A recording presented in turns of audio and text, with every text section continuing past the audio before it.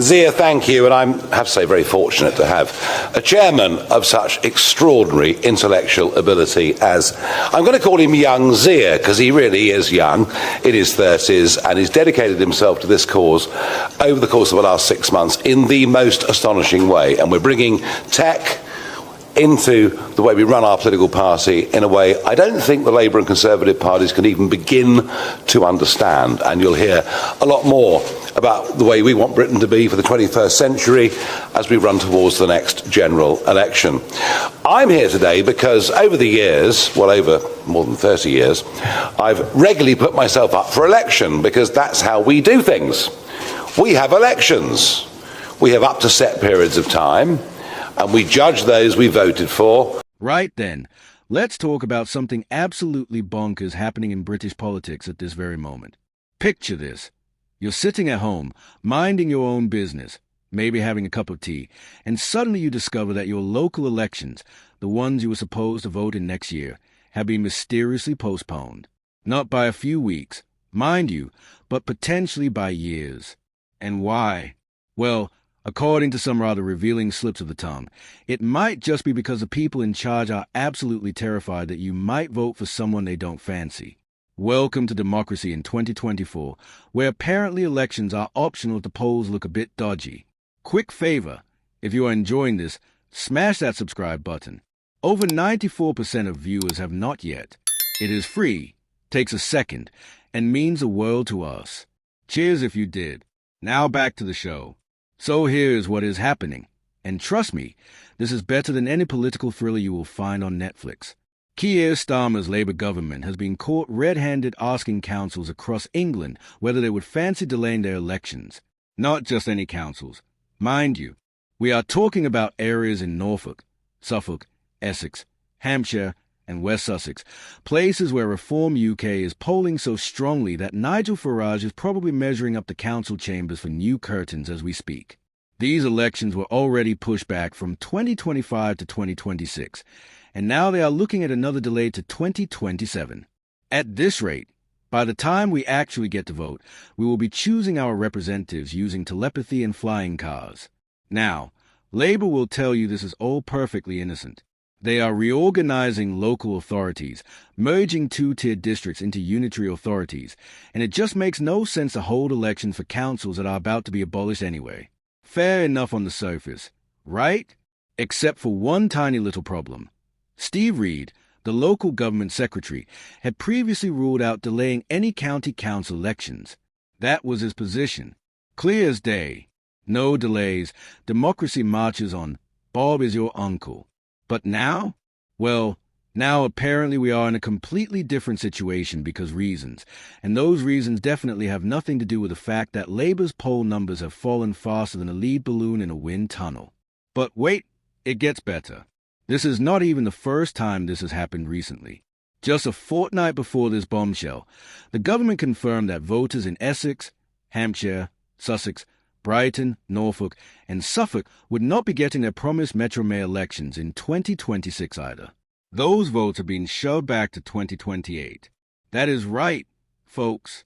2 more years of waiting. 2 more years of the same faces making the same decisions. And coincidentally, absolutely coincidentally, multiple polling companies predicted that Reform UK was on course to win every single one of those mayoral elections. Every single one. But I am sure that is just a funny little accident. Nothing to see here. Move along now. The Conservatives, naturally, are having an absolute field day with this. Sir James Cleverly, who despite his surname seems to have actually said something quite clever for once, absolutely tore into Labour over this decision. He accused them of being scared of voters, which, let's be honest, is not exactly a scorching hot take when you are literally postponing elections. Cleverly pointed out that Labour promised as recently as last week that council elections would go ahead as planned. Last week, 7 days ago, and now they have done a complete 180. That is not just breaking a promise, that is smashing it into tiny pieces, setting those pieces on fire, and then doing a little dance on the ashes. But here's where it gets properly juicy. Cleverly highlighted something that should make every single person in this country sit up and pay attention. Some elected representatives are now going to be serving 7-year terms. 7 years. The Electoral Commission, that independent body that is supposed to keep elections fair, specifically warned the government that elections should not be delayed by more than a year. But apparently, those warnings have fallen on ears so deaf that they might as well be wearing noise-canceling headphones whilst listening to heavy metal in a wind tunnel. Labour pushed these changes through at what cleverly described as an unrealistic pace, and now they are blaming local leaders for not being ready. It is like setting someone's kitchen on fire and then criticising them for not having dinner ready on time. Now, you might think the Conservatives would be Labour's biggest critics on this issue. After all, many of these councils are Tory-controlled, and they stand to lose big if reform comes marching in with their rosettes and their revolutionary ideas about actually listening to voters. But here's the twist that is more shocking than finding out your gran has a TikTok account. Nigel Farage has turned on the Conservatives just as hard as he has gone after Labour. The Reform UK leader did not just criticise Starmer. He demanded that Keir Badenoch instruct Conservative council leaders to allow elections to go ahead. His reasoning? Turkeys do not vote for Christmas, and Tory county councils look set to collude with Labour to keep their control until 2027. Think about that for a second. Farage is accusing the Conservatives and Labour of working together, of forming an unholy alliance to keep Reform UK out of power. He even called Britain a banana republic, which is quite a statement considering we are supposed to be the birthplace of parliamentary democracy. We invented this stuff. We wrote the rule book. And now we are apparently ripping pages out of it because the opinion polls are giving the establishment collective heart palpitations.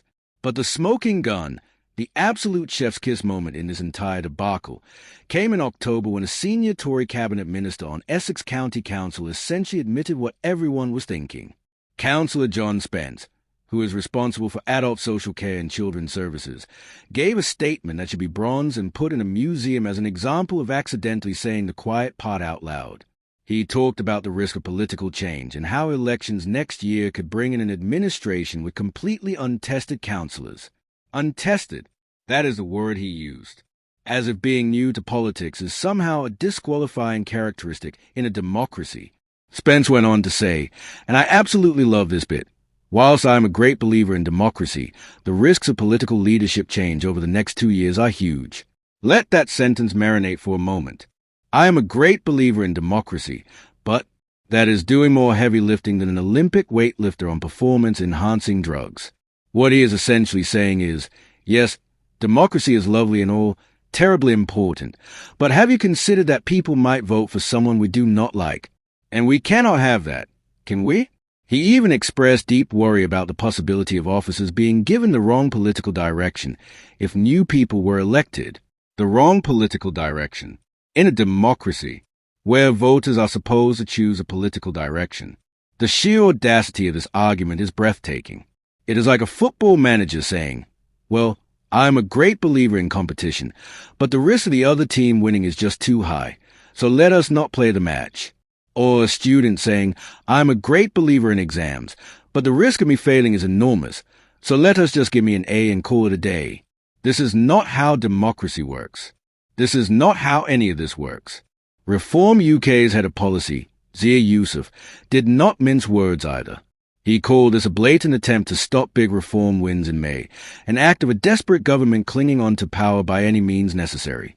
And frankly, when you look at the evidence, when you see which councils are being offered these delays, when you notice that every single one of them happens to be in an area where reform is polling strongly, it becomes rather difficult to argue with his assessment. This is not conspiracy theory territory. This is just connecting extremely obvious dots that happen to form a picture of political establishment absolutely bricking it at the prospect of losing power to insurgent parties. The government's official excuse is reorganization. They are creating unitary authorities, streamlining the local government, making everything more efficient. And in isolation, that might even be a reasonable argument. Why hold elections for councils that are about to be merged or abolished?